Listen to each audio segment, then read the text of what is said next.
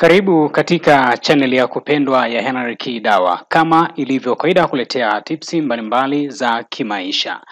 Kupitia mitandao tunaweza kusema digital skills. Lakini pia kukuletea fursa mbalimbali za mtandaoni ama fursa mbalimbali ambazo unaweza kujiingizia kipato cha ziada kupitia mtandao. Katika video leo nitaenda kuonesha ama kueleza hatua kwa hatua jinsi ya kuweza kusubmit tax information kwenye YouTube channel na uweze kulipwa pesa yako bila shida yoyote ukiwa nje ya United States, yani kwa maana kwamba ukiwa nje ya taifa la Marekani. Si Tanzania tu ambao wanapata changamoto kama hii, ni mataifa mengi sana yanapitia changamoto kama hii. Basi mimi nitaenda kuonesha hatua kwa hatua jinsi ya kuweza kuapply, na ni rahisi tu. Ndani ya dakika 10 hizi tafadhali fuatana nami mpaka tamati uweze kujifunza hatua kwa hatua.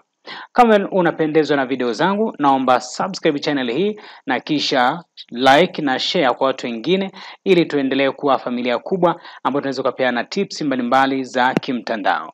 Shukrani sana. Hasa moja kwa moja twende kujifunza jinsi ya kuweza kucomplete hii au kusubmit tax information kwenye YouTube channel. Kama ambavyo unaona kwenye screen yangu hapa, moja kwa moja inawezekana ukaingilia kupitia Google Adsense ama kwenye YouTube account yako kisha click aim. Alafu baada hapo twende hatua kwa hatua.